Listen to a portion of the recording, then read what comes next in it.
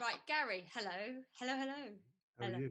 All right, thank you. I'm so excited and delighted that you're here with me. And it's funny because I was thinking this morning before coming on the podcast, I was actually getting really a bit nervous because you're the first person I'm interviewing for my podcast. And then I went, "You're chatting to Gary. It'll be fine. Actually, he'll make it fine." And it kind of made me think, actually, that's what this is all about. This is what it's all about. That how you make people feel. And I just knew instantly, I was like, oh no, it's cool, it's Gary, it's going to be great. Well, I'll do my best to make you feel comfortable and not nervous then, all right? So, Yeah, totally. Totally. So thank you for being here, thank you for being the first my person pleasure. I'm chatting to. And really, I really just wanted to have a chat with you about um, a leadership style that just comes so effortlessly to you, and that I just think is one of the most powerful, most effective forms of leading people. And you just embody all of that, and it's such a kind of privilege to know you. And I'm really glad that you want to come and chat about it, because I think you talk about it so beautifully as well, in a very normal way, right? In a really normal way. This better Already, be good then, because you're bigging me up, aren't you? already, I can tell already you're sinking back, going, "Oh my God, Oh this is no! amazing." Don't let you down. Yeah. So, no, No, so but no, so I want to just chat about that. And you put me off what I was going to say. I was going to say something else. Oh, that's what I was going to say. So what also I love about your journey and your story is that you didn't always believe that you could be a director. You didn't always believe that you had all the right ingredients or qualities to be a great leader, and yet here you are doing yeah, all of the things that I would absolutely say that every leader should aspire to be. And sorry, I'm bigging you up massively now, so no pressure. So before we get into kind of just chatting, because I just wanted to explore what it's like, what your experience of it is like, what effect it has on you and the people you work with. And I suppose in terms of context, you and I know each other from, well, we were just saying, like 2015. yeah, It feels like only yesterday. it does. We met because you were a coaching client of mine, and we've stayed in touch. And I think that's just testament to the relationships that you build, really. So again, thank you for It's coming not just on. me, then, is it? Right? So, so it's both of us. You know, you're a Yeah. massive help. You know that. So, Yeah, no, I think it is both of us, but mm, take the compliment. thank you. um, and so first of all, Gary, probably I know you well, obviously you know you well, but it'd be great Yeah. if you could just introduce who you are, what you do, tell us a bit about you, and then I've got a ton of questions written down here that I want to ask you and probe Okay. you about. So yeah, shoot, tell us So, about you.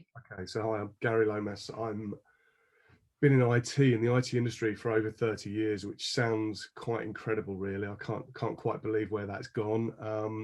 I was actually driving home last night. I took my son to a football match, and I drove past the first office I ever worked in, and showed him that office, and he was like, "I said, that's where it all started, you know, back in the days of British Airways." So, but no, look, I've had a incredible career. Started in technology, stayed in technology, but moved from technical into sales. Never thought I was a salesperson, but then realised I was. And obviously, at the moment, I hold the UK Director of Services for Ingram Micro and Comms Care. I sit on the Ingram Micro executive leadership team in the UK and are responsible for driving a services sale right across our customer base. So that's a bit about me. There's a lot more. I'm sure we'll get onto that in the next hour or so. Yeah. And what is the it's global, you say, Ingram Micro, isn't No, it? Ingram Micro as a business is a global distribution organization, and yeah, very large company.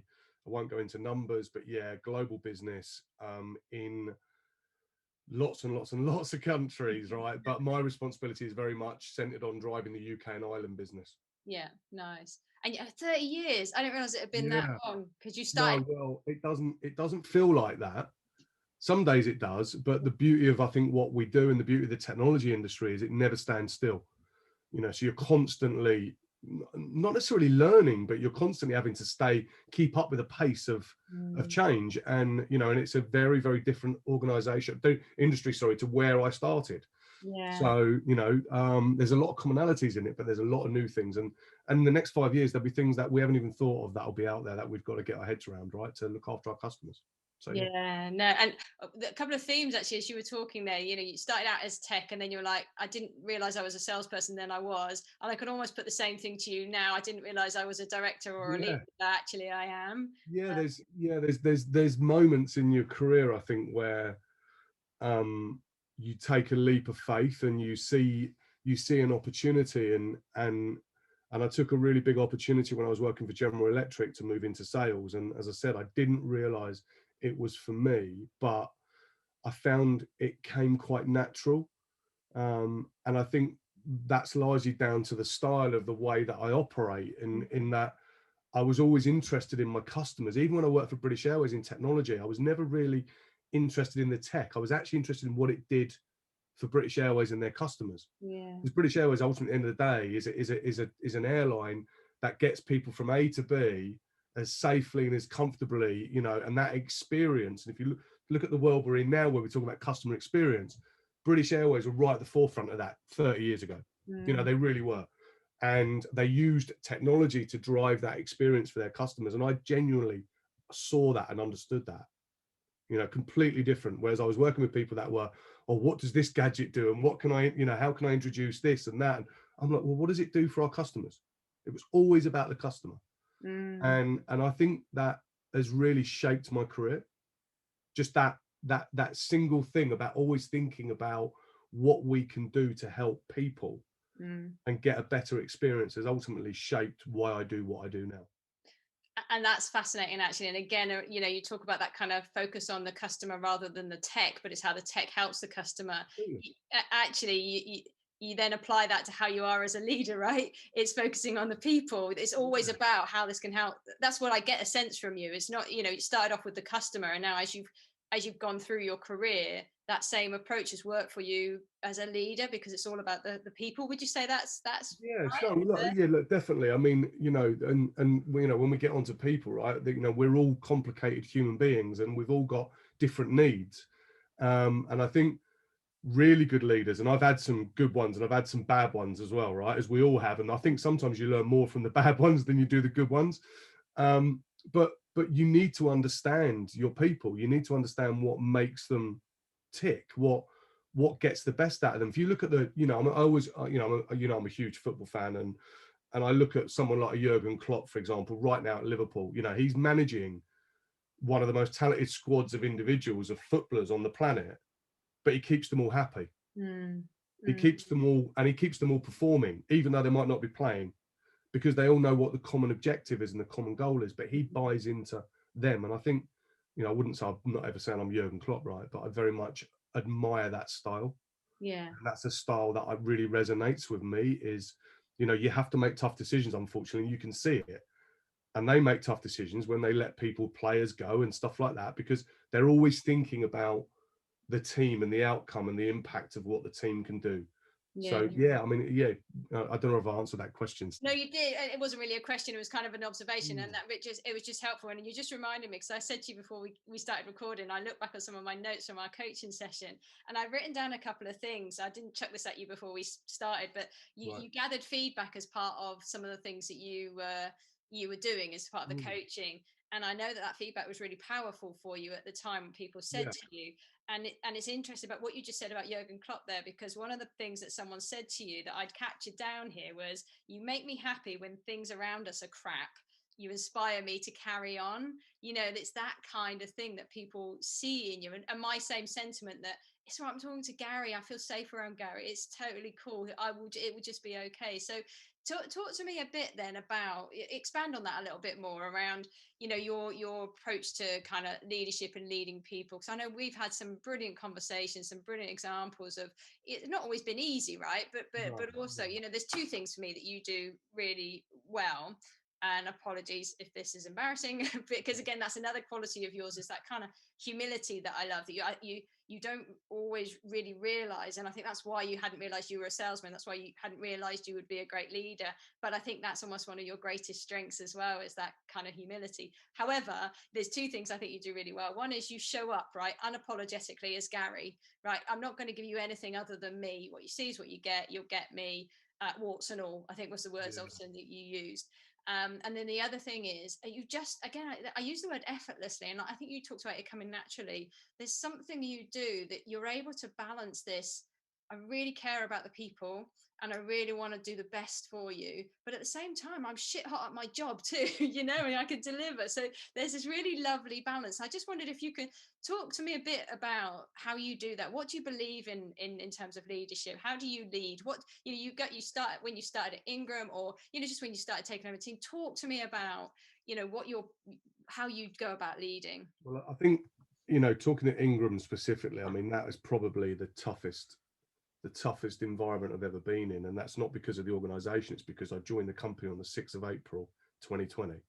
Right, yes. And we're literally 3 weeks into a national lockdown. And when you're a people person, to get to know the people that work with you and are going to help you and the company be successful via video, challenged me beyond belief, literally beyond belief.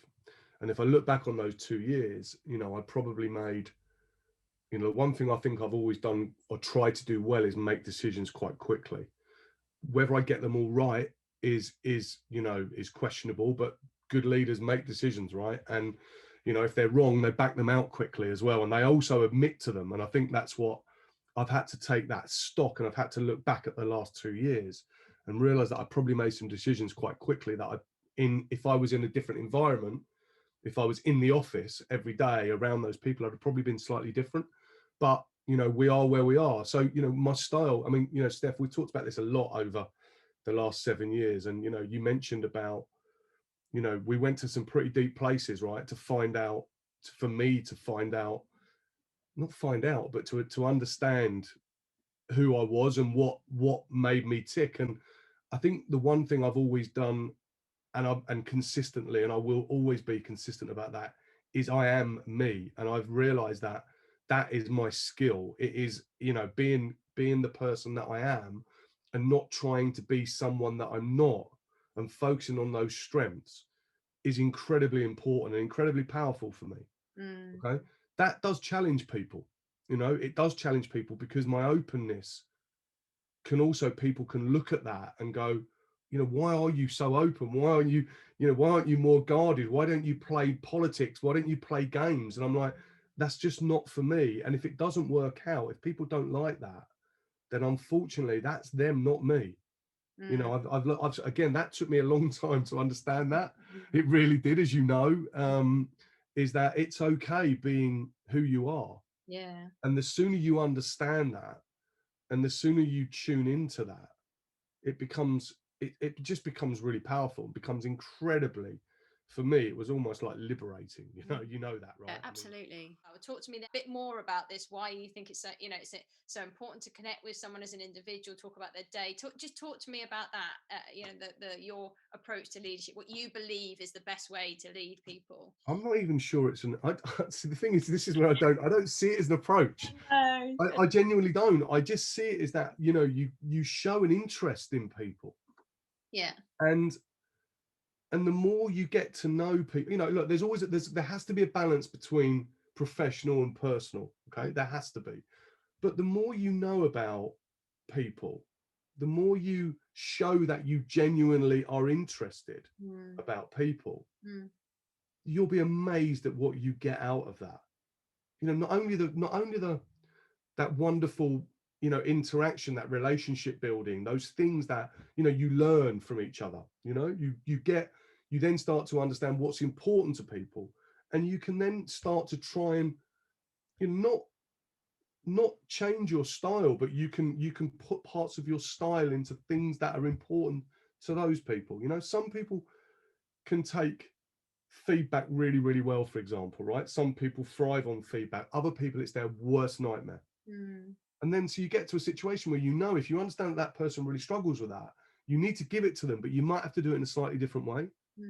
You've got to find a way that fits with them. But look, you know, I remember, you know, I know you know this story. I remember, you know, a very, very, very senior person in one of my previous companies who I absolutely admired, and I remember getting the chance to be coached by this person, or mentored, you know, and it was a great experience for me. But some of the things I learned from that they shocked me, genuinely shocked me, and didn't sit that easy with me. And it was to the point of, I can't invest time, and these were the words verbatim. Mm-hmm. I don't have the time to invest in all the people in this organization. Mm-hmm. And I just couldn't accept that. I genuinely couldn't accept that. And I was like, and I remember, you know, I was my career was on the up, and I was thinking, shit, if that's what I need to be, then that doesn't sit easy with me. That really doesn't sit easy with me, because I can't be like that. And I was really open with this person. I said, look, if that's what that role looks like, then I don't think it's for me. And I think this person was quite surprised, because this was quite a pivotal moment in my career. But I was like, I'm not gonna compromise. I did not want to compromise. I did not want to not, you know, look, I say, no, of course, look, we have to compromise. We have to sometimes operate in a slightly different way. Okay. But you will always see me. It will always be me. It just might be a slightly different slant on it. But yeah, that really shocked me. And the bit there that are shocked people you out there that are like that, by the way, genuinely, that is their style. And by the way, that doesn't mean they're not great leaders. They do things differently. Okay. They do things differently, but that style doesn't work for me. It just doesn't. It would almost consume me and become too consuming, and then I'd have a real problem. Yeah, and actually, I think there's more people like that. That's one of the reasons why I wanted to do this podcast, because actually, there's a lot more people out like that than in terms of the way you do things. You know, and what I caught on to there was that person saying, I haven't got the time to go and build the connection with everybody in this organization, and that's one of the challenges I hear. Right, people say, oh, I haven't got time to do all that nicey stuff. There's no time. I've got so many things. I've got to juggle all these things. I've got this person on my back. I've just had a shit call with this person. I feel like crap, and I haven't got the time or the energy to do any, you know, what. And I love the fact you go, oh, that just doesn't compute to me. No. To be like that. What do you say to that then when someone says, I don't have the time? You know, what would be your answer to that? Say, well, actually, this is why. I don't know, what would be your answer to that if someone says, I haven't got the time? Before I answer that, right, because I think when you work for a very large organization, it is very difficult to be like that and do that. It absolutely is. The higher you get up, you know, I remember I got told once, the higher you go, the lonelier it gets. Okay. And it's true, because, you know, you're in lots of meetings and you're making decisions on how we run the business and all that stuff. But even if you can't personally go out and know 36,000 people or whatever it is, you can empower and inspire your leadership team that then make their leadership team feel the same. And then all of a sudden, it isn't about the person at the top that's doing all of that. It's everybody's doing it. Okay. And I think that's the key for me, is you try to get your team, not to be you. Don't ever try, you know, by the way, falling into that, I've fallen foul of that, you know, recruit people that look and speak like you. It's like, no, you don't need any more of me. I need people that are going to challenge that. That's another topic, right?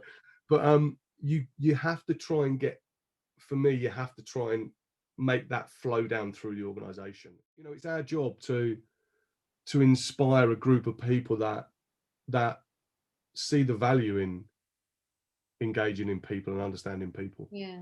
Because ultimately, our business is about our people. When, you know, if you look at every company, what are the most important things in every organization? Their people and their information. Okay. And without people, the information is what? It's pointless, right? You need people.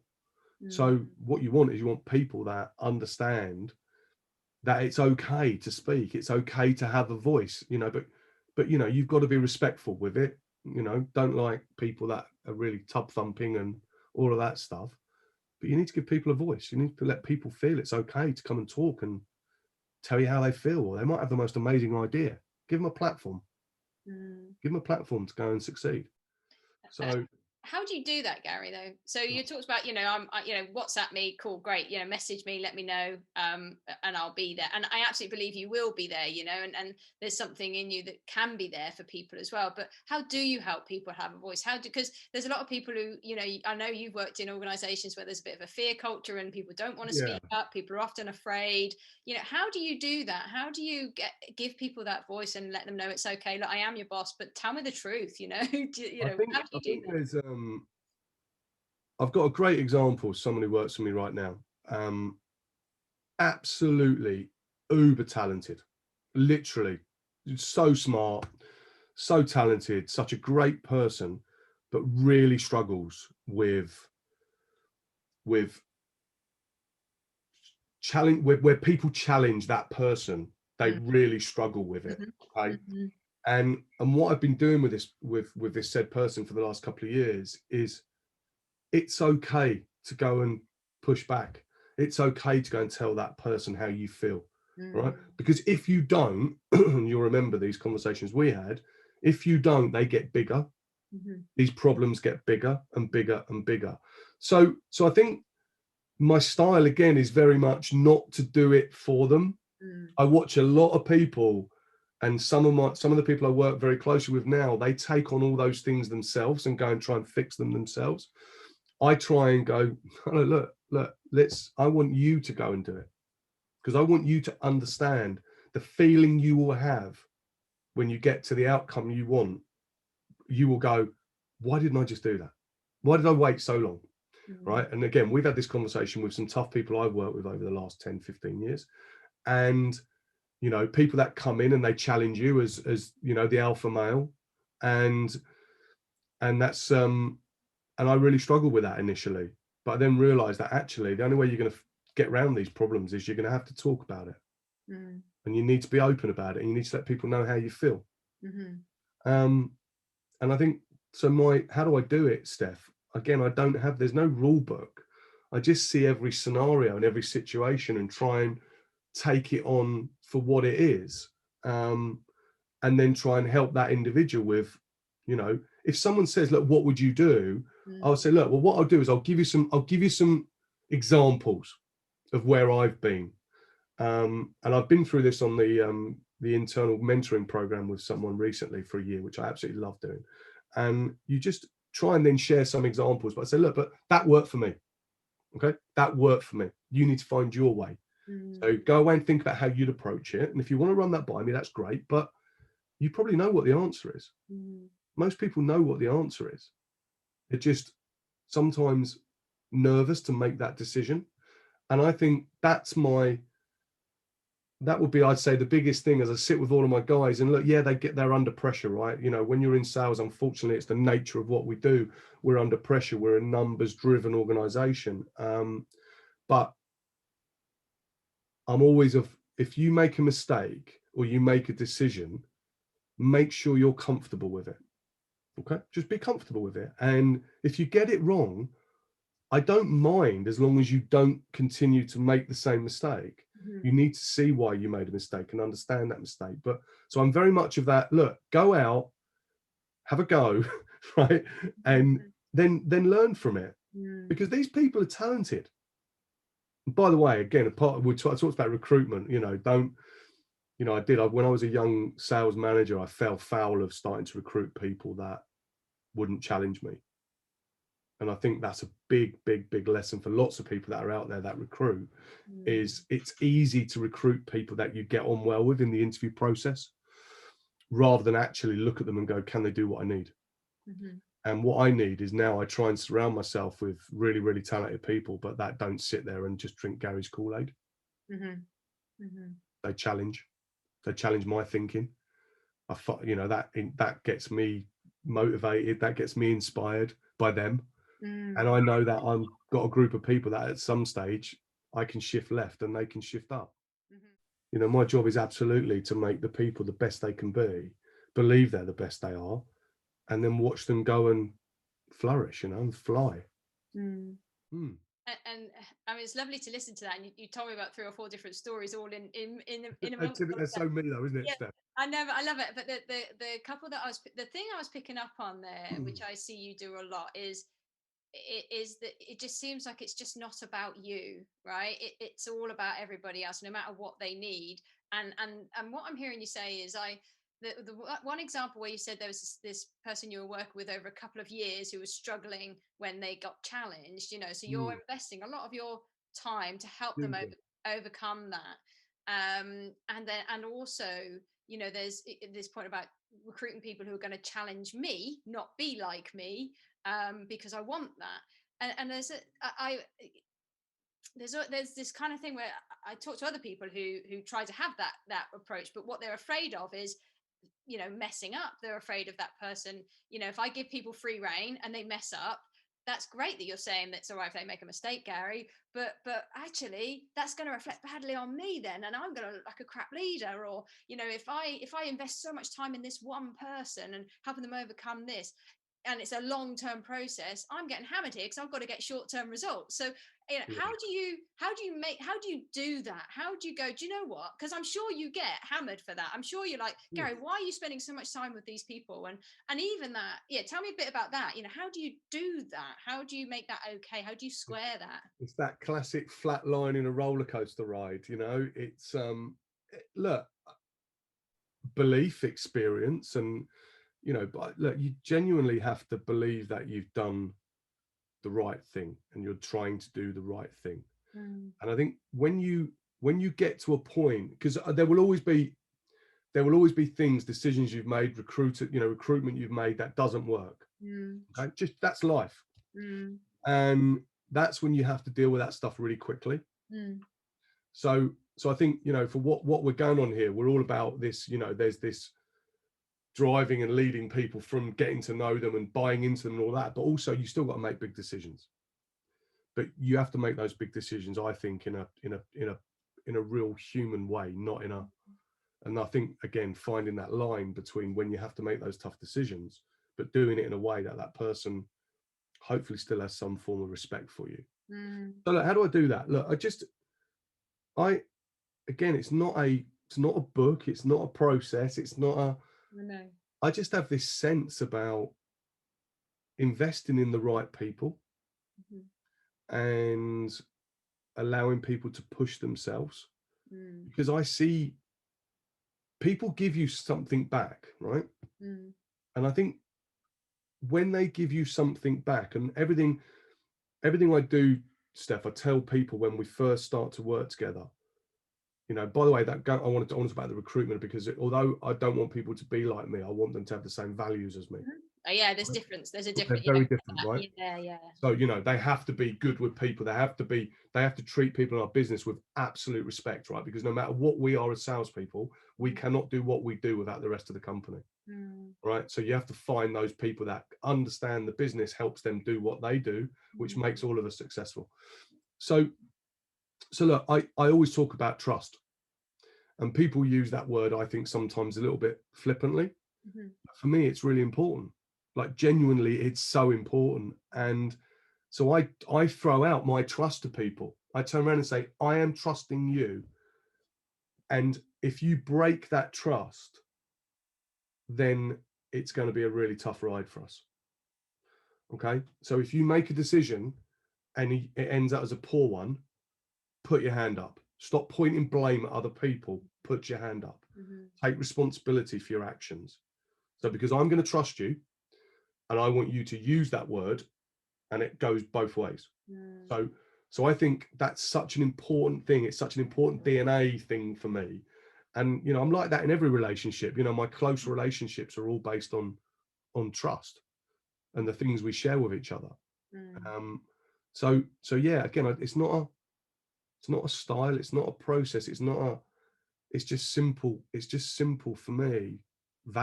Simple values and how I operate with people. And what I'm hearing there is trust. It's not, you're not going to lose my trust if you mess up.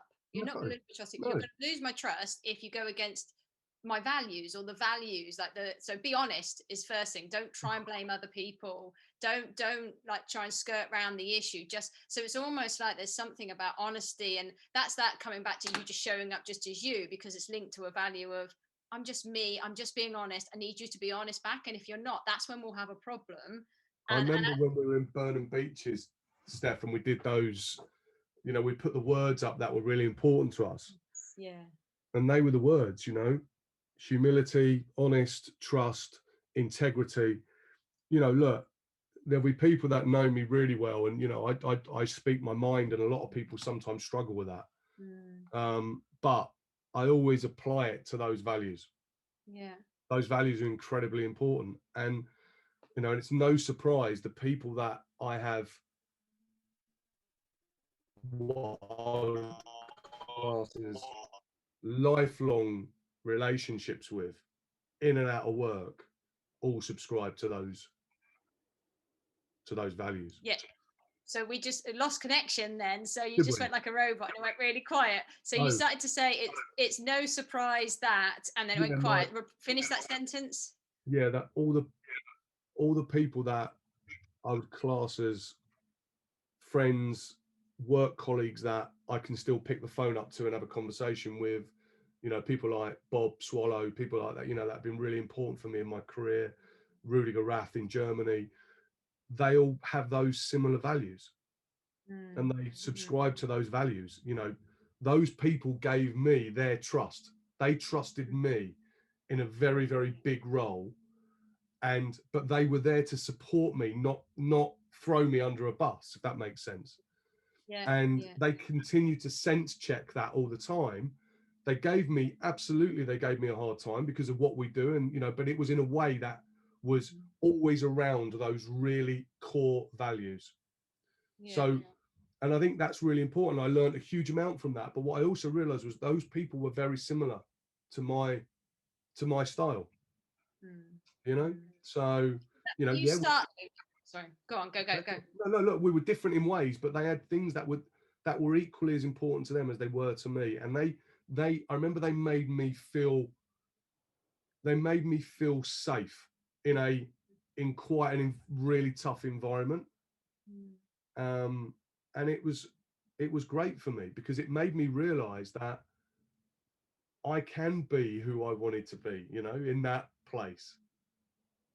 They let me continue to be me whilst still pushing me and coaching me, but they knew who I was, and that worked for them. So yeah, that was a really positive couple of years in a really tough environment. So yeah, I mean, by the way, there were loads of others. Yeah. You know, I can reel off. There was loads of people. I know you're keen. You're keen to make sure you name the people who have helped you the most, and I think again it just comes back to that. Pete Marner, there you go. I'm just going to keep shouting them out there. Just going to keep chucking them out there. That's fantastic. Yeah, bless you. But on this kind of thing around relationships, and it strikes me that you start out with a really strong set of values, and you almost start with values first, right? Is actually this is and you feel most, so you're really clear what they are, number one, and number two, it's like you defend them with your life, and that is how you be you, and that's kind of how you wake up in the morning and get on with your day and live with yourself. Is that true? You know, when you talk, it's interesting because when I joined the business and presented to the comms care company at a company update, I'd only been in the business a week, and I was asked to just give a quick presentation, and I presented me. You know, I presented pictures of my family, what's important to me, you know, what's really important outside of work, the happy things, Steph, that we talk about, and then I presented a bit about my background, and then put up all of the things that are important to me from beliefs point of view and values.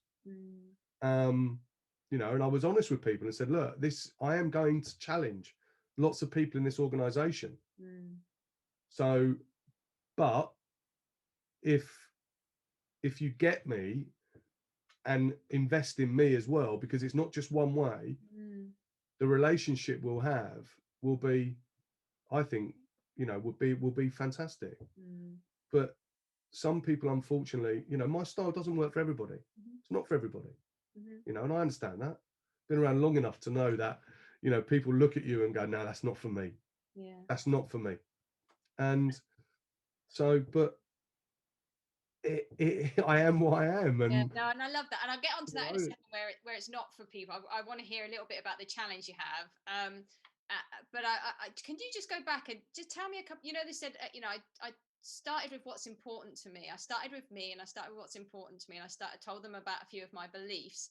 Can you share would you mind sharing some of those beliefs that you shared with them? What do you start at? What do you believe? You know, what I remember. Yeah. Tell me about those beliefs. so I think I always look at what, you know, what I did when I was a salesperson, and everybody in my business that I worked with that touched everything that I did in terms of the sales process, I made them feel they were part of what I was doing.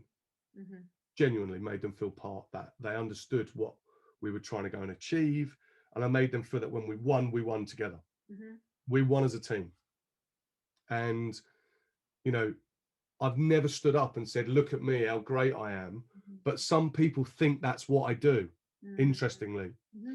And that's because they don't know me. I don't have that personal connection with them. So for me, it's very much, you can only be successful with a group of people around you that buy into what it is we're all trying to achieve together. And the more you make people understand that, the more you know, I always got really frustrated that we have people in the business that didn't really understand what we do. They just don't know what we do. They're there to do a task, which is really important to our organization. But if that task fails, there's a break in the process. So I try to bring to life the business in a way that people understand it. Yeah. So I try and turn things into not stories, but you know, when I mean, your kids are the biggest acid test on asking what you do for a living, right? You know, they really are. And you know, you say, oh yeah, I work in sales, IT. Yeah, great, brilliant. How boring is that? No, actually, what I do is I work with a load of really talented people that design the network that sits on Sir David Attenborough's boat that delivers the blue planet. That's what we do. That's game changing, right? For people, because blimey, well, really? So Jim, I don't know the technicality behind it, but I know that that's what we do. When I was at Logicalis, you know, and I'm going to give a name shout out to Dan Curtis, was the guy who did that and built that network. I mean, wow, what a thing to have on your CV, right? But though that for me is, if you can then get everybody in your company, so people that sit in finance, sit in operations, sit in, you know, that are there to do a very specific task, you can then get them excited about what we are as an organization. So all of a sudden, you've then got this group of people that are going, if I don't do my bit, there's the impact. The impact is huge. So it isn't all about sales, right? Sales is absolutely, every organization is typically a sales-led organization, because if you don't sell, you don't have anything. However, all the rest of the business has to be in shape, ship shape, but understand the stuff that we're trying to sell. That for me is, if I can get that across the business, and I don't think I've ever achieved it 100%, but do you know what? That is so powerful, because, you know, we've all then got the same common objective. So back to then, for me, you then have a group of people that work in your specific department, team, whatever, that buy into that, and they buy into that, how important they are and how important they are in it. And they then start to have ideas about how they can make it better, not slow it down. And they're the ones that you have to spot, because every company's got people that try to handcuff their organization. And sadly, they don't typically see that. So trying to understand and help those people get out of that. Look, by the way, what you're doing is actually slowing us down. And I'm not here to tell you how to do your job, but I want you to start to think about what you could do slightly differently. And those are really difficult. And those types of people that genuinely think they've been doing that for 20 years and it's the right way to do it. And when someone comes in and's got a totally different view, two things happen, or one or two things. They either go, that person is an absolute Fruit Loop and doesn't know what they're talking about, and they shows no interest in investing in that person. Or they go, wow, wow, there's someone new in town that's got a very different way of looking at things. And I want to go and understand that. And I might still say, no, he's a Fruit Loop or she's a Fruit Loop, but I want to understand it. I'm curious. And I love that word, by the way. That's a big thing for me. I'm very curious about people. And that's what I try and do. That's very much what I do. I try and look all right around the business and go, who are the people that are making a massive difference? Like the people, you know, if you can affect them in a positive way, they will go and affect another 10 people in the same way. And then you have to look at the people that you go, actually, they're diseased. They're actually stopping this organization. And you've either got to do one or two things with those people. You've either got to go, look, are you in? Because if you are, there's a way that we're going to operate, or actually, I'm afraid it's not working. And that is so difficult. But I would say if you talk to most leaders, those two things are so important for them, right? It's getting everyone behind the bus or on the bus, or getting all the people that are trying to slow it down, puncture the tires, you know, for whatever reason, you know. And it's bizarre, isn't it, that you think, you know, that you're earning a living out of this, and you're not seeing that your actions can be so detrimental, not just to the organization, to the people in it. People start to leave because of people's behavior. And that I really, really, really struggle with. Is I'm like, why would I lose a brilliant person because someone else in the company is behaving in such a toxic manner? And, you know, that's I think we've got that everywhere. That's a huge challenge for all of us. And trying to find the answer to that is, you've got to keep finding those wonderful nuggets in your organization that you've got to evangelize and go, you are going to be, you know, it's like your disciples, right? Yeah. You've got to start putting them in, dropping them into the business. And they then create this like bow wave of activity and momentum, and can really, really, really change the direction and shape of, not, you know, could it be a business, it could be a team, it could be a department, it could be a, you know, one piece that you sell, you know, whatever. But you have to spot those things and deal with it. And so, is that again my style? I think it's just observational stuff, Steph.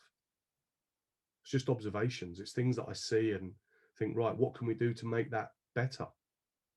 You know, and I don't have all the answers. I definitely don't have the answers. But what you do is you get really good people around you that you know are going to go and be themselves, but deliver it in a way that you know that I'd be really proud of it, because that's what I stand for. Goodness. Where did that come from? Yeah, that was a joy to listen. That's what you do, by the way. So, by the way, everyone who's listening, if you are listening to this, amazing human being, we're going to talk about you at some stage. Not on this podcast, though. This is all about you, whether you like it or not. Which is actually, it's interesting though, because I had a couple of thoughts going through my head as you were talking. Then, one was, oh god, so many things. So there's a couple of words that went through my head as you were talking. One was understand and understanding, and the other was kind of this curiosity, and you even named it. And where I got to with the understand is you focus, I think it's very simple. And I know you, when I asked you what's your approach, what's your style, what's your process, you're like, oh, I don't have a process. It's not that, because it's hard to unpick it. But what I see in what you do is you almost hold this feeling that I want to understand this person, I want to understand this business, I want to understand what we're doing, but I also want to help other people understand and connect to what we're doing. And not in some, not in some fancy way, just in a way that you describe it to your child so that they understand. So it's simple. So it's not about making it childlike. It's just about making it simple. And you hear that a lot in what you said. Yeah, and if you're proud of what you do and who you are as a company, I mean, you know, what better place is that to be? You know, if you go in every day and it's like, oh god, another boring day, why am I here? Well, go and do something different. Go and do something that makes you happy. You know, because, you know, you said to me, you know, really valid, and by the way, and I stick to this, is fill your diary first with the things that make you happy. Right? Seriously, the things that make you happy, and some of that will be work, some of that will be personal, and be completely non-negotiable in that. And I've done that, and that has helped me so much. You know, and I think as well, you know, again, going back to the strength scope we did together, you know, I know that admin, process, bores the living daylights out of me. I genuinely, and that's awful, isn't it? And actually, it's not awful, but that's who I am, and I really struggle with it. So, you know, what do? You get great people around you that's actually really important to them, and they help you do that. You're not going to believe this, but my window cleaner's just turned up. Have they? This window. So, do you know when you said about your dog might come in or your cat? Yeah. Well, I've got Terry, the window cleaner, just rocked up. Well, I can't see Terry. He's not in. No, but he's right there, right now. I can see him. He's in the top window. Going to be doing this one in a minute. Whatever, it doesn't distract you too much. And well, it's funny, as you were giving your compelling talk then that I just let you talk at, which was just brilliant. That moment, my dog was running up and down the house going, I need a wee, I need a wee. So I'm going, I need to go and let the dog out. I'm just so compelled listening to Gary. So are you all right? Are you being distracted or? No, I'm absolutely fine. Are we going on to 10:30? Is that all right? Are you? Yeah, let's go. Are you right for time? I just let's go. This is always us, Steph. You know that, right? Yeah. No. An hour turns into 2. You know that. So I made sure I kept my diary clear. Yeah, good. No, I mean that just the going back to strengths. I think Strengths Scope really helped you, didn't it? Because I think that really helped you connect with who you were and value the things that you had. Because I remember we had conversations where you were like, well, I'm not like all these other people, so I don't feel like, one, I fit, or two, that I'm good enough because I haven't got these things. You know, there's lots of academic qualifications and stuff like that, and some of those kind of the traditional intellectual strengths, if we want to call them, you know, the kind of thinking strengths. That isn't how I operate. And we did Strengths Scope, and I'm like, you're a bloody natural leader. Look at these strengths that are coming up. You know, when I talk about understanding, you know, empathy is one of your core go-to strengths, right? And that is all about understanding, and that's why that kind of connecting with people and understanding people, I think that happens very naturally for you. But the things you also said in what you when you just spoke a moment ago was about how people feel important for being themselves, but also feel important and know how they contribute to what we're doing. So we're doing it all together. And I think your empathy, and you had collaboration there as well, and a leading strength and a relationship building strength. I think all of those combined makes you so focused on understanding the people and helping them. And even to that point where you have these conversations with people who are a bit toxic. It's like, well, you know, I want to help you, but you know, I don't want you here if you're not going to sign up to how we do things. And you know, how we do things is bloody awesome here. It's great. It'll be really brilliant, and I want you to be part of it. But if you know, so you're not afraid to go into that. And just one more thing that just struck me about when you were talking was, do you remember when you had to do a whole load of probably one of the most awful things that you had to go and do, which was we're making people redundant. And I remember having that conversation with you, and how much you were just dreading it and not terrified by it, but it made you sick to your stomach to do it. And I think that's because of this kind of care for people and wanting the best for people. But I don't know if you remember what I said to you, is that actually they're probably better having someone like you deliver those messages than somebody not like you, because they'll hear it better. And do you remember having those conversations, and do you remember, you know, the reaction from people when you were doing that?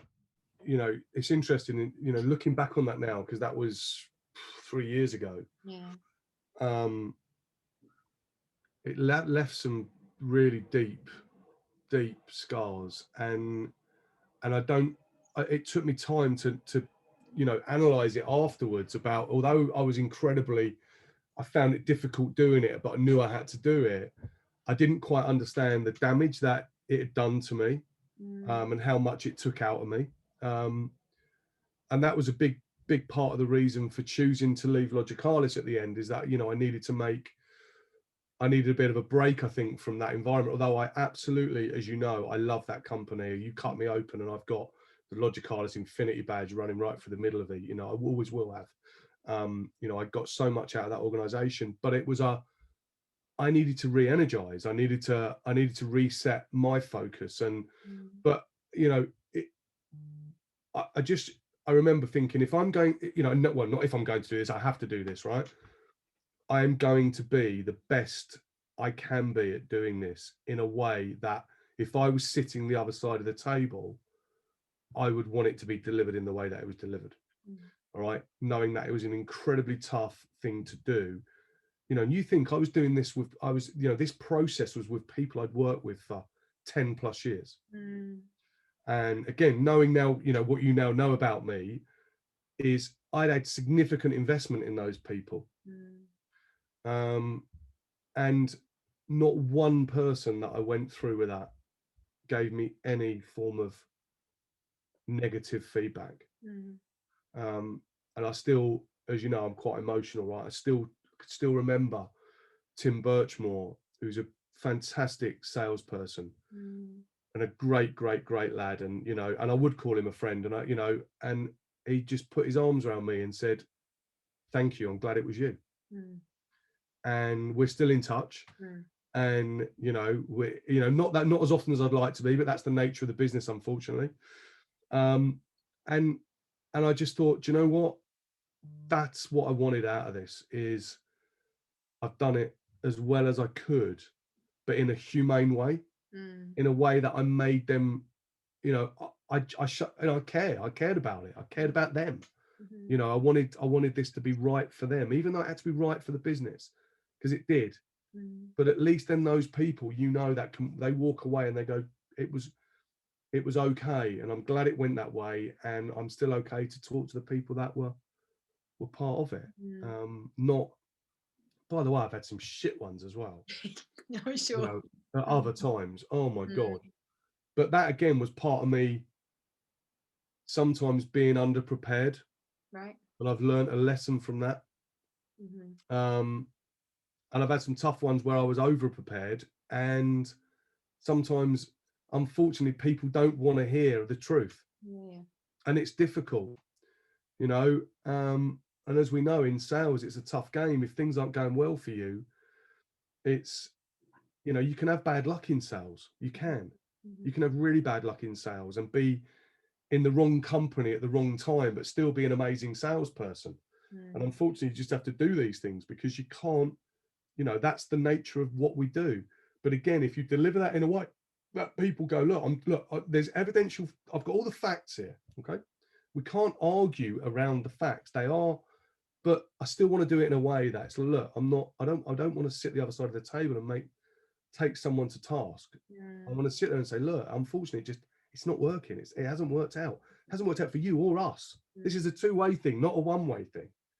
So, and I know you're going to be okay where you go on and do what you do, but unfortunately, we just have to make these decisions.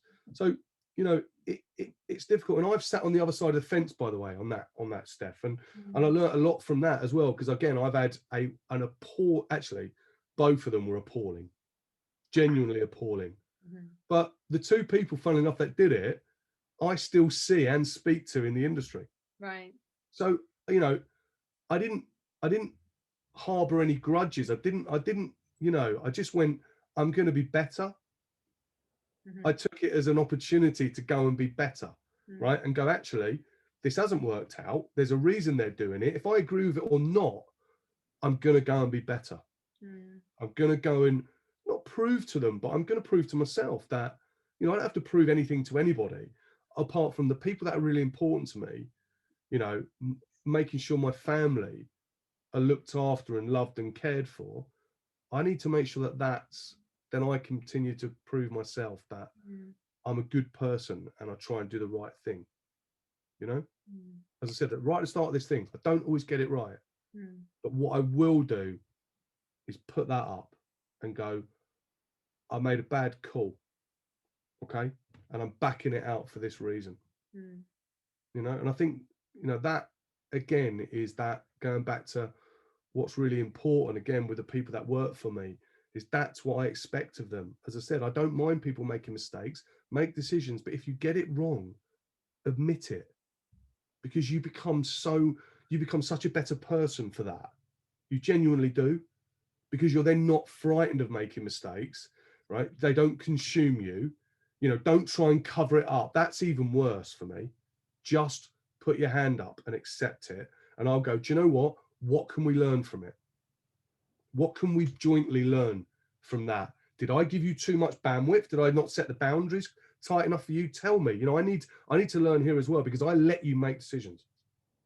And, again, I think the people that get that right, no surprise, I have incredibly close working relationships with. And I've got a young guy who works for me right now. His name's Andrew Hadzik, and I inherited Andy when I joined the business, and he literally just stepped out of sales into sales management, and his journey over the last 2 years has been phenomenal, just phenomenal. That his development, his change, his view, the way that he sees things. But Andy got me, and I got Andy really quickly, and that then became a real, you know, I needed him as much as he needed me, and he doesn't realize that, because it was never about me, but he was helping me navigate an organization through lockdown. And I can't thank him enough for that. And I do, by the way, and I'm seeing him later. I'm telling that I've mentioned him in this, but you know, look, just watching him shine, watching him be ambitious and not seeing there's no ceiling here, Randy, right? There's absolutely no ceiling. You know, you should be aiming beyond me.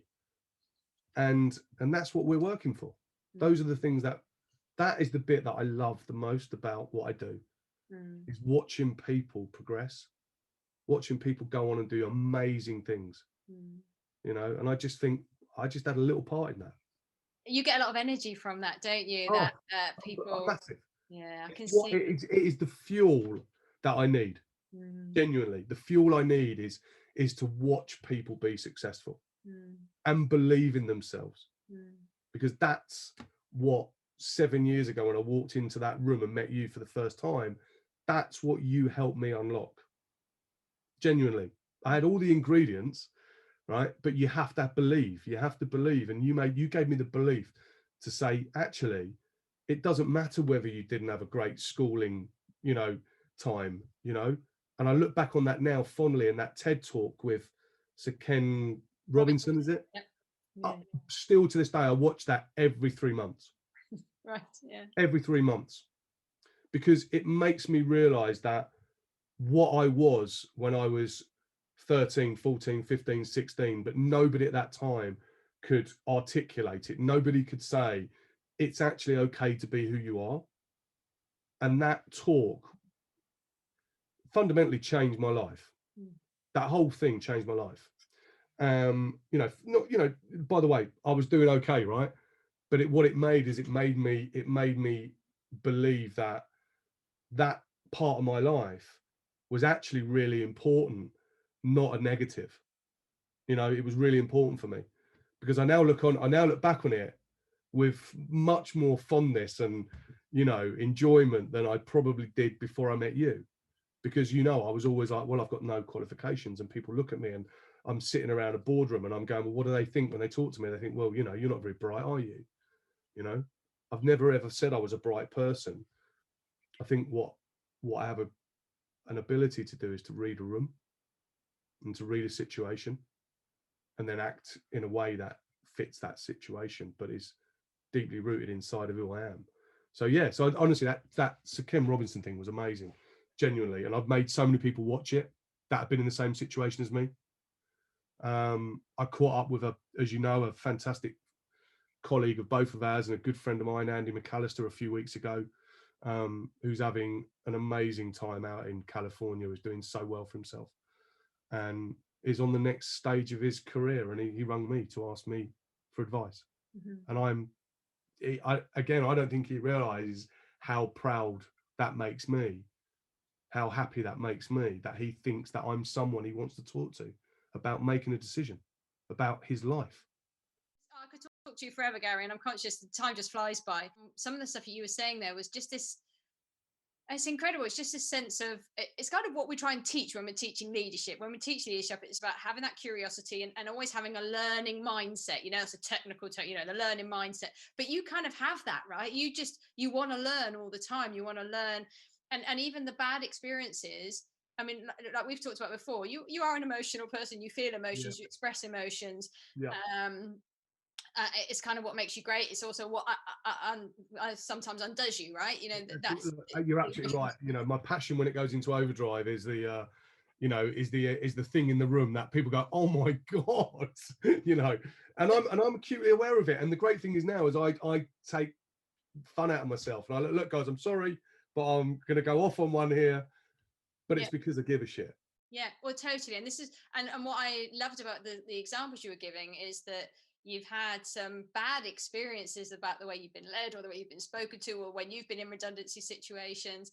But you're saying, actually, for me, I don't come away feeling bitter, although while I talk about that emotion stuff, it would have hit you quite emotion, and you would have felt let down by people because you emotionally commit to people and to organizations and the places that you work at. Yeah. So but at the same time, you don't get caught up in that. You might feel it, you express it, you deal with it, and then you go, but what can I learn from this? And actually, I'm going to be better than this, and I'm going to learn what that means about what I need to do differently. And there's kind of no ego, and you kind of, when you talk about salespeople, they always sort of come hand in hand with ego, and it's all about them, and it's Billy bullshit and all of this kind of stuff, right? You have that kind of salespeople, but you're so not that.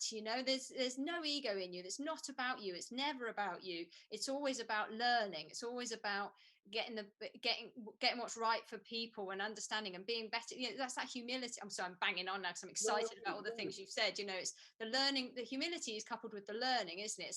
So that those qualities you had where you didn't really believe you had all the qualities you needed to be a leader or be a director or anything, almost that has helped you throughout being a great leader, because you've gone, I still want to keep learning. But it's keeping it in check, right? Isn't it? It's saying, keeping this learning approach so that I keep learning, being curious, observing, understanding, but not letting it undermine me and question myself. And I think that's the balance you seem to have struck now, that I'm confident, I've got the self-belief in who I am, and I'm okay with it, and I can take the mickey out of myself because I'm going to get all passionate now, and I can do that.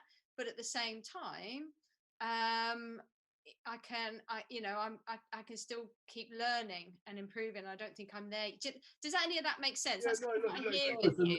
it does, and we've got a team in our a young team in our business that I've tried to spend as much time giving them guidance and experience, but also I've shown them all my vulnerabilities. Mm-hmm. I've talked to them about my mistakes, about decisions I made that were wrong. So I'm trying to, because I think when people come into work, and I've got a daughter that's going to be going through this in a couple of years, it is nobody gives you that. No one, when we onboard people, we almost expect people to be successful because they might have had a really good university career or whatever. They're really bright, they're going to smash it. But I remember when I first started work, it was terrifying.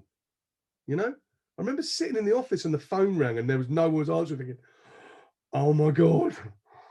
So I picked the phone up, and I was, but you know what? It's really, I still remember it to this day. The phone call, I had no idea what they were talking about. Genuinely, absolutely. They might as well have been talking Swahili, right? And something came to me that I just said, look, I'm going to apologize first. That, look, I'm new. I've just started. I don't know what it is you need, but I've made lots of notes, and I'm going to go and ask someone, and I promise you I'll call you back. And that was because of the grounding I had from my parents about, again, take responsibility for things, and I remember Bob Swallow always talking about, he called it moments of truth, right? And this is a classic one of those. And this is where lots of businesses fall foul of this. When people get those phone calls, they don't take ownership of it. They want to get it off their plate as quickly as possible. Therefore, the customer experience is really crap, right? But that's not what this is about. This is about, I try and share those stories with people and say, look, even though you don't know what it is you're probably doing right now, if you tell people that, you will be amazed what you get back. Okay, genuinely. And do you know what? I had a call yesterday from I'm not going to say who they are because it will be highly embarrassing for them. Okay, but we work with this organization as part of our recruitment program for a specific type of candidate. So I'm going to try and keep this as not giving it away too much. And this person cold called me, and it was from a mobile. So a mobile number came up on my phone, and I'm like, if my phone rings, typically I know if it's a mobile number, I will know who it is. And I'm like, so, okay, so someone's got my mobile number. I don't know who they are, but do you know what? I'm going to take the call. And I took the call. And before I could say anything, this young lady went into her sales pitch. Okay. And I'm like, and I'm loving it because I'm sitting here as a salesperson. I'm just thinking, right, this is gold dust for me. And I could be one or two things here, right? I could be really a real monkey and, be unpleasant to this person and rude, which is what most of these guys get on a daily basis. But I thought, you know what? No, I'm going to listen. And I'm then going to do what this person's not expecting. I'm going to critique the call. Okay. And we then spent 20 minutes on the call. And this person was fresh out of university, first job. And bless this person, they hadn't done their homework on me. They knew that I'd worked at a certain company in the past and had used this company, but they had no idea that I'm working with their company right now and have taken a considerable amount of candidates from their company. So I just told him, I said, look, the first thing I want to do is I want to give you a bit of feedback because I think it's really important when you do what you do. So I said, look, do your homework. Genuinely do your homework because I work with you now. Okay. I said, but don't just take that as for what it is. And you will, trust me, you will be much better for it. If I didn't tell you that, you would just do it again. You do it time and time and time again. I said, right, now let's talk about the call. So how do you think it went? And this person was like, well, I don't know. I said, firstly, you've got access to someone who's very senior. You've got my mobile number, right? Which is, by the way, I'm quite uncomfortable about. So, but you've got access to me. Use this moment because you won't get these that often. Use it. And I'm like, so what do you want to know? Right. So we started. It was honestly fantastic. And I wish this young girl, I said, look, I really wish you loads of success. I said, by the way, you know how to get hold of me. If you ever need if you want some help, then reach out. Honestly. And that happened yesterday. True story. And I hope this young girl, who will go on and have a brilliant career, I'm sure, will take that opportunity up. So, and that is, again, back to those things that you do when that was no different to what I did 30 odd years ago. They were the same, different situations, but it was the same. It was a phone call and I had one or two ways of dealing with it. And I chose the way at the start of my career to take as many notes as I could. And I remember I learned from that phone call. Oh, so this means that. And I now need to speak to that person who can give me the information for that part of the call. But I got it all together and then gave it back to that person. And they told me, I said, look, just thank you so much for taking it, dealing with it. But what I did was I learned from it. And that's what I try and do with all of the people that come into our business, especially the people that are coming straight out of university or school, is going, look, you be a sponge, right? For the first 18 months, just sponge, consume as much as you can, because I trust you one day you will wake up and you will start to join dots up. It will all start to make sense. It will all start to drop into line without any master plan, but it's because, and you've got to remember, great, when people are coming out of university, they're still in learning mode. What a great time to join an organization because your brain is still wired to consuming information. And that's what I try and do. And then go, look, be honest with people when you're on the phone, when you're cold calling as a salesperson, when you get to someone, firstly, you've got to capture their attention. And when you've got them, tell them what you're on, tell them the journey you're on. Because people, believe it or not, they're genuinely interested in other human beings. You will get a load of bad ones, but you'll get one brilliant one that will change the way that you operate. You will learn from that brilliant one, but you'll also learn from the bad ones. You think, oh, Christ, I can't say that. I didn't do that. I missed that. But the ones that, and then all of a sudden, you'll be amazed that you get these little pockets of people that start to coach you without you realizing it. Genuinely start to coach you. Dave Hallett, when CIO of Howders Joinery, right? Just I can't speak more highly about that man as a brilliant CIO, but what he did for me as a salesperson. He coached me as a salesperson, and he was my customer because we connected. We built this relationship where we found a common ground. We had things that we both enjoyed. I got to know him. I understood his family, understood mine. He still calls me granddad for having an 8-year-old son, bless him. But he coached me, and he was my customer. I mean, what an amazing experience that was, that your customer is actually educating you as a salesperson. Mind-blowing. Rip up all the manuals, get someone like that who sits at a top table and makes incredibly important decisions on running a business. And if you can get that relationship, you will learn so much, so amazing. So I've been so lucky, Steph, so lucky with the people that I've, there are, I've named a lot of people, and, and again, we might have to check that about what goes out, but these people just were all at relevant points in my career and my life, because they're not just people that have shaped my career, they've shaped me as a person.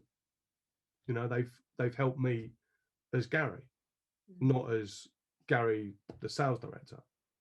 And that is far more important to me, because if I get that bit right, I know I can do that bit. Yeah, there you go. And that has summed up beautifully, I think, what it is that you do.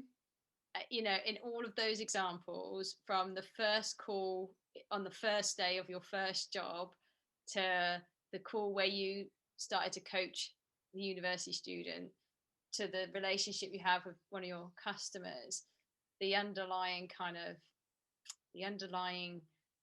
theme is you see everybody as the human being first before the position. So I'm not talking to you as a customer. I'm not talking to you as a salesperson. I'm not talking to you as the person who's got a problem. I'm talking to you as Gary, as Steph, as Chris, as Paul, as whatever. I'm talking to you as a person.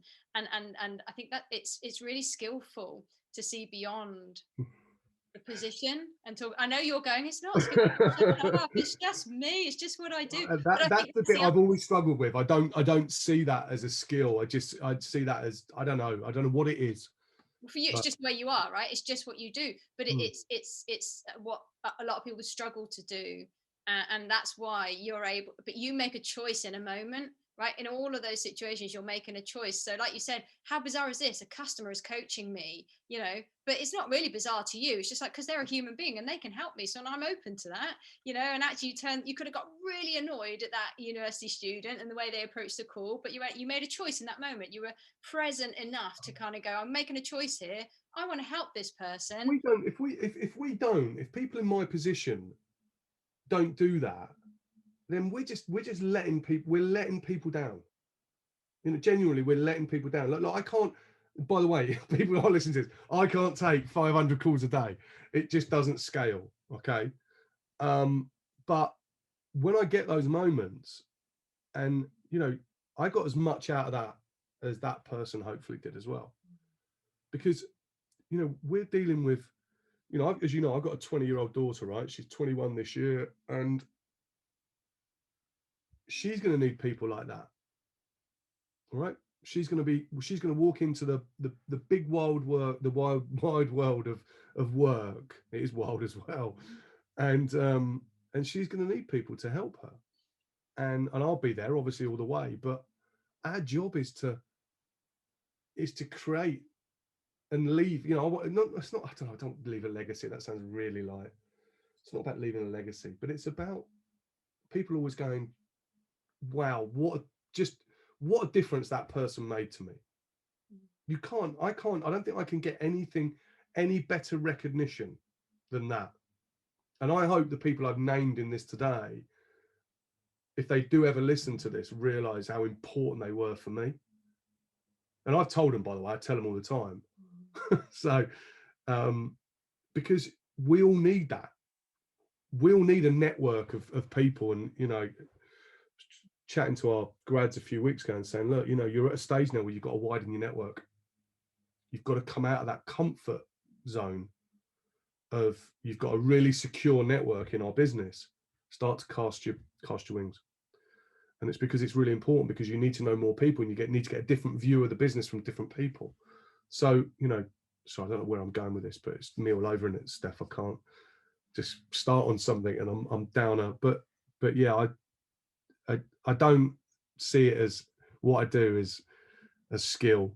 I get so much enjoyment out of being around people and watching people smile and be happy and flourish. And, you know, by the way, I can be horrible, by the way. I want everyone to know that.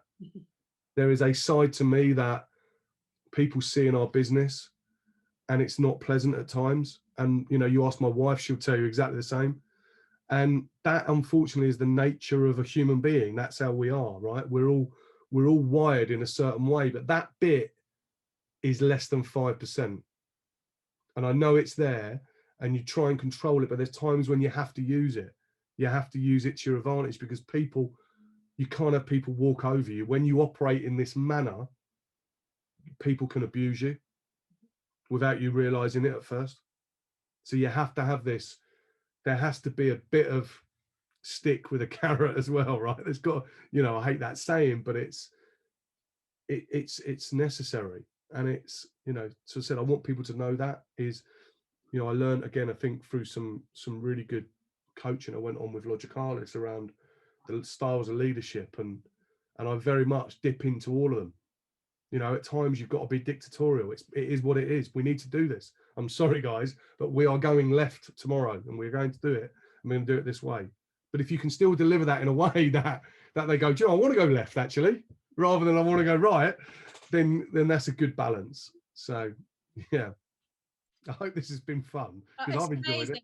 And I've got so many more questions, but I'm just clocking the time, so I think we probably need to... Come on, we've got 25 minutes. Come on, I'll finish at midday. Sure? Yeah. Oh, I just dismissed the questions that have gone out of my head. Well, I guess you made a couple of points there. On one, it made me just think, I love your honesty around, look, you know, this is what I aspire to be, but I have crap days.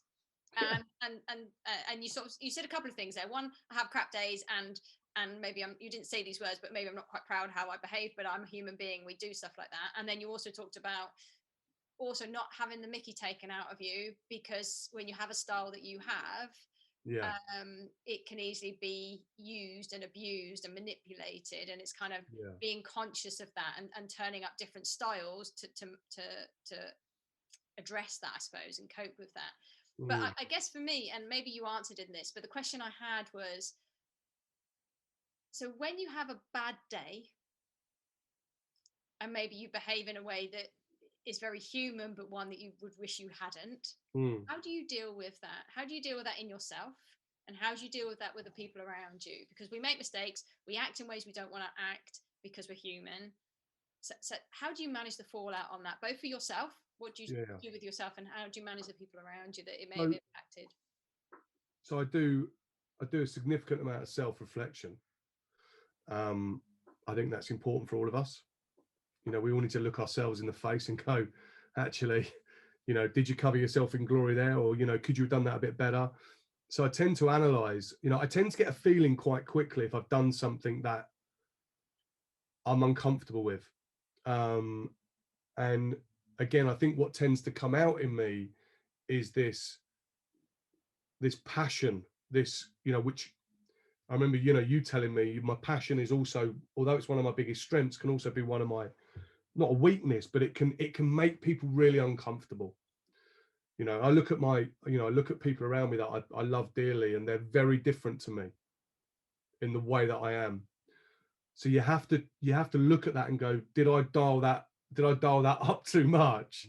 And how did that person feel about it? Or how did those people feel about it? And I think that's what I tend to do is I think I've got a good radar for feeling and sensing that around the room. And I tend to reach out to those people, you know, not necessarily the same day, the day after, and not always apologize, but say, look, I want you to know where I was coming from and why I was like that. And if it came across in a way that you're uncomfortable with, you need to tell me. I have to know. All right, because it's really important for me because if then when I'm next in front of you, I know that these types of things are really uncomfortable for you. Mm-hmm. So I think that's really important. I've had lots of examples of that in the last 2 years in my job, because again, I'm trying to shift a culture, a DNA, a sales message. Like we're transforming a huge part of our services business. And whilst we're trying to take people on that journey, there's going to be things that I'm doing that are going to take them hugely out of their comfort zone. And that's what I always say to people. Look, I want you to know that if this is putting you in a position that you're uncomfortable with, you have to tell me, and we'll try and find another way. But there might not be another way, because this might be needed. This might. So I think I always try to, I'm conscious of when I go into meetings of my mood set, of where I'm at that point in time. What I need to achieve in that meeting might dictate how I am. But I'll never do anything that can be perceived as destroying people. Right? It'll only ever be, I'm trying to do something to make something better, but other people will go, oh my God, I don't like it in that way. So, it's really difficult, Steph. And I know I'm so mindful of it.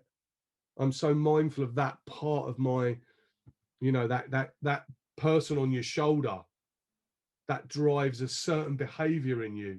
But that behavior that comes out of me is that for me is the underlying raw salesperson in me.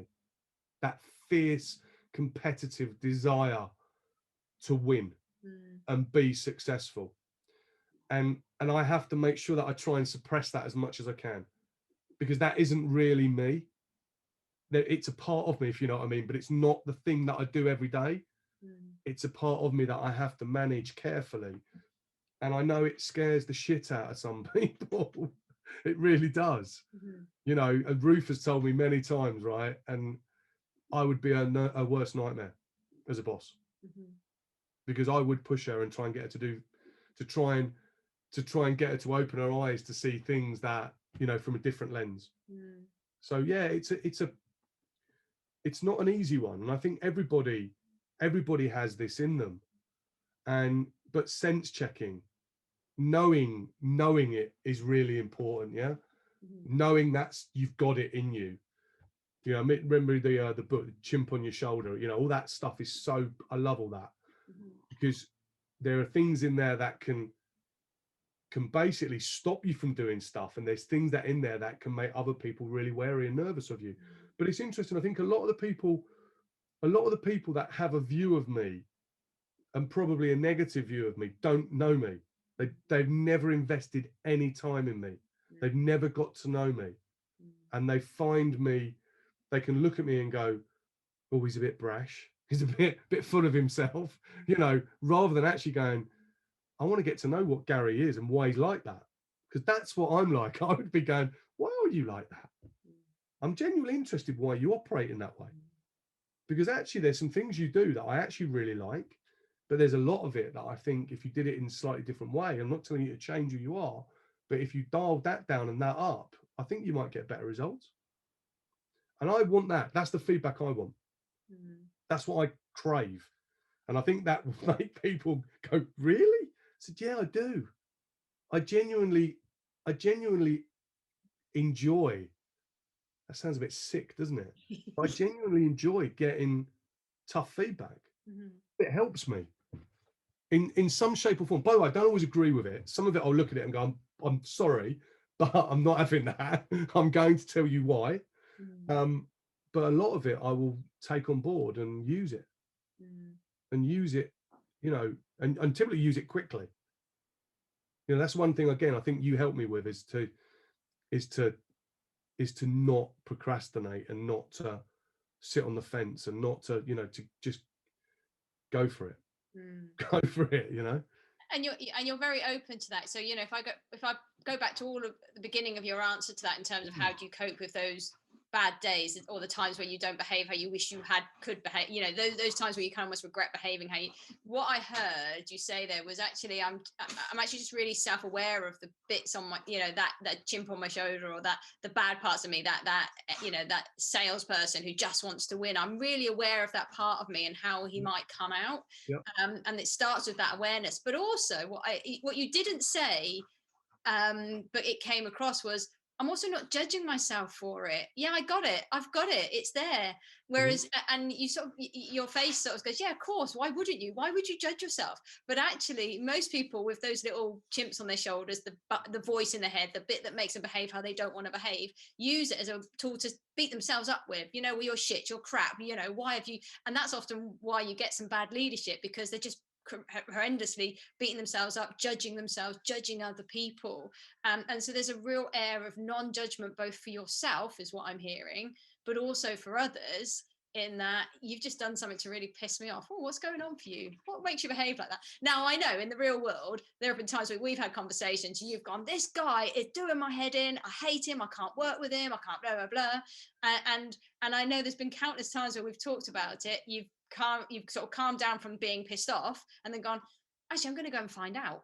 I'm going to go and find out what's going on for him. And I know we've talked about one person on the call already, actually, who initially you clashed and you probably judged each other as like when you didn't understand each other. And then you both just sat down and had a drink and had a chat and got to know each other and went, oh, I understand you. Oh, actually, I really like you. You know, that's often kind of what you do. So it's often the really taking time to understand someone, not beating yourself up if you screw up, and almost helping people see your intention is the other thing I heard you say. If people understand my intention, look, my behavior was shit there, I'm really sorry, I didn't mean it to come out, this was my intention. Does that sound like some look, at 100% spot on, right? You're on the money, and as I said, it's not I think it's an acceptance that I know that I've got it. It's in me. You know, you just, and you get to a point, and I think, you know, I do think that comes with age. I genuinely think you get a lot more comfortable in your skin as you get older, and a bit wiser, and probably a bit fatter through lockdown and balder and that. But yeah, it's an acceptance, and I'm really proud that I know it about myself. You know, I genuinely am. I'm really comfortable with it, that I know I'm going to be that way, and I'm probably going to let myself down occasionally.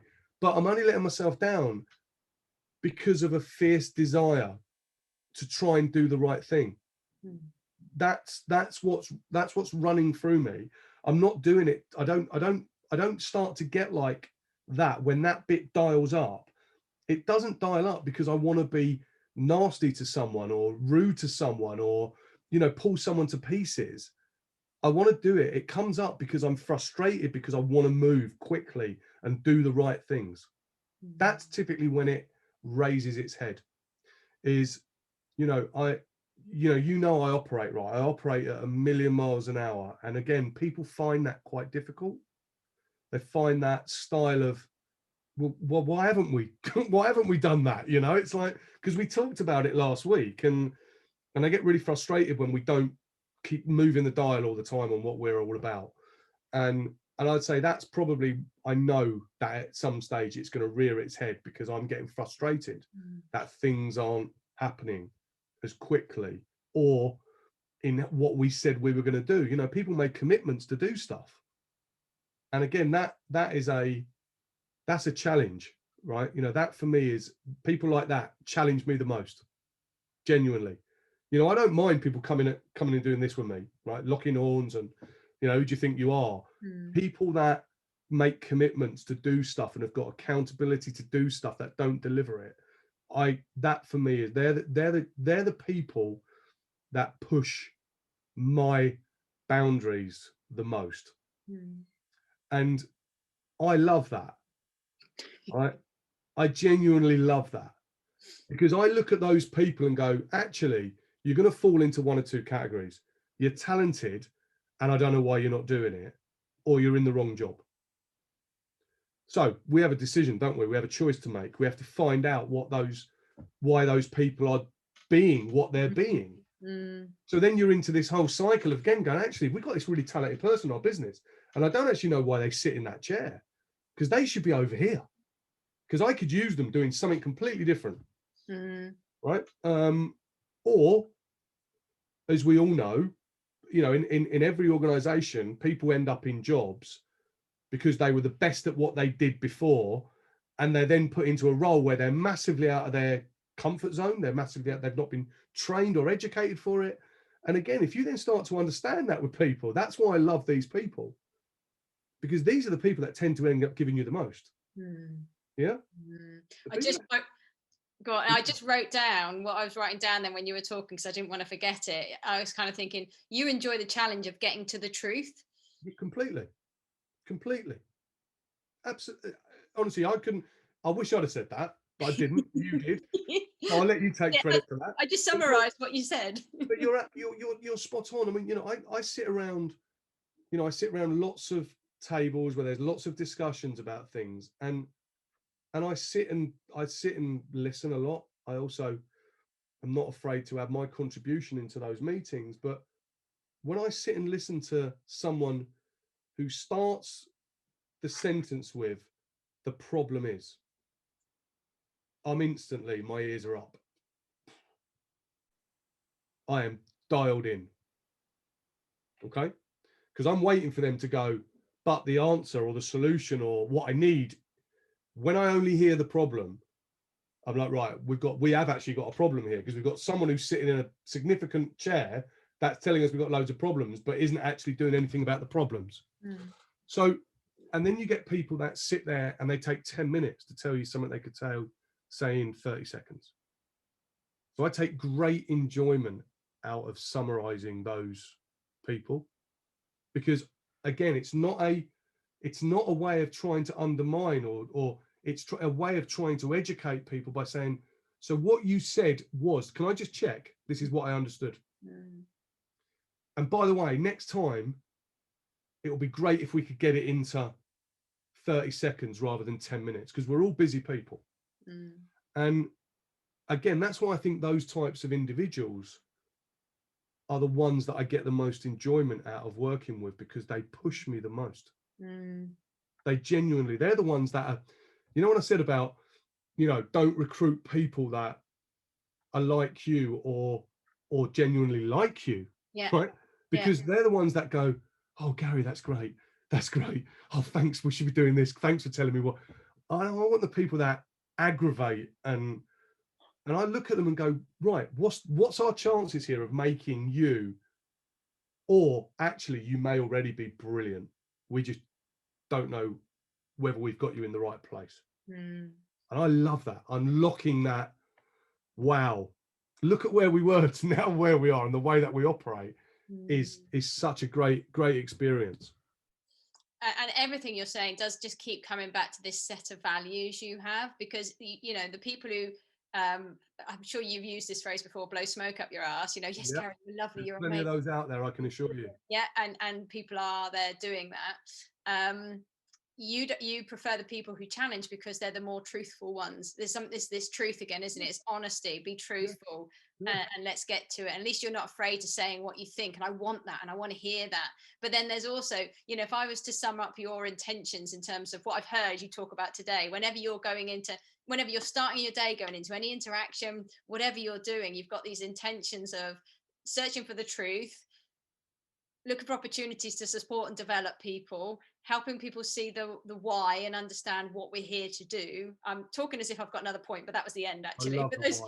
I love the why. You know, those are my words: the why, the truth, develop, support. You know, and you know, you could come across as a dick, couldn't you, in those conversations where you're going, actually, you could have just said that in 30 seconds. But what you do is a coaching approach. I know I keep talking about approach, process things. You're like, stop talking about processes and approaches, but you've got, and I think we've talked about this before. There is a style that the way you talk is what coaches are taught to do to coach, right? You know, even just playing back what you heard, it's a coaching technique. You know, you do it very naturally to help teach someone, you know, to let them know you've understood what they were trying to say, but also to let them know they could have said it in a more succinct way. But throughout our whole conversation today, there's been moments where you've done something and I've gone, God, that's a coaching approach. Well, that's a coaching approach. That's a coaching approach. So I don't know if you see it like that, but that's kind of, there's I've said a mix of things there. One, your values. I probably do more now than I ever did. Yeah. You know, I think, again, the experience I had with you definitely helped me realize that, you know, I do coach without probably subliminally, right? I wouldn't ever be able to say that's a technique, but I know, but I think, you know, again, with those people, I also then try to understand that those people actually, it might be really important for them to have that 5 minutes, that 10 minutes. Okay. But I'm just, you know, but then what I'll do is I'll speak to them up and say, look, I get it if that's really important, but we've got an hour. So if you need more time, let's make sure we get more time for you to be able to do those things. And you know, but on the flip side, I'll always get to a point where I'm going, I think enough's enough now, right? Genuinely. And again, that's back to the different styles of leadership, is because, again, allowing everyone to be open and honest and share can also be very time consuming. So we have to be really careful of that. And that's where there are, as we all know, lots of oxygen huggers. And they want your time for actually not potentially any gains for anybody, right? They're just, it's almost it looks good if they're around you and they're spending time with you and they're using you in a way that it's more about boosting their profile rather than actually benefiting anybody. And those are, again, they're all things we fall into, they're traps we fall into. And it's spotting those quickly and dealing with them quickly. Because there are people like that, unfortunately. You know, that's human nature. You know, they were all there, they were at school, weren't they, right? They were you had the sheep, the followers, you know, you had the cool people, the sporty people, the leader. There's all different types of people, and you've got to spot the ones that are not really going to offer anything, but use up a lot of your time. So yeah, and I think again, we've now kind of nearly hit 2 hours, Gary, so we probably should stop. But I think that is a very valid concern of people. You know, you sort of said, I just want, you know, you said to that university student, just get in touch with me, or you said to all the people in, you know, who you lead, you know, just send me a WhatsApp if you need me, and you know, you're being open there and trying to help everybody and support everybody. And at some point, you kind of, I'm sure I know what would go through my head if I said, yeah, just message me to everybody, you know, I met. I'd be like, shit, I hope they don't all message me because I haven't got enough time in the day to deal with all of that. What comes with that is consequence. Okay, and that's why I do it. That's why I try, and again, it's a style that we didn't say I have, right? It's a style which I realize it is. That what I'm doing is I'm giving people some rope, right? And they can use it. But if they start to abuse it, then it becomes irrelevant. And I start to say to these guys, look, you don't need to message me. You know, I had, you know, a guy in Logicalis who worked for me for a long time, right? A really good sales guy, but just could not do anything without asking for my opinion, genuinely. And it was like, and we got to this point, I was like, you know, and he's still a really good friend, by the way. I'm like, you got to start making decisions, because I can name 5 different opportunities where we've talked about the same thing, and you keep coming to me. Come on, believe in yourself. And if you get it wrong, trust me, I've got your back. And that's what I think, what I try and do is I give those people that opportunity to get access to me, but we do it in a way that says, if you start to take the piss, then we get back to those values again, right? I'm here when you need me, not when you want me, right? And they're really different. Okay, they're really different. I love that. Okay. And that's really important. When you need me, not when you want me. And that goes back to another one of your values, I suppose, is that taking responsibility.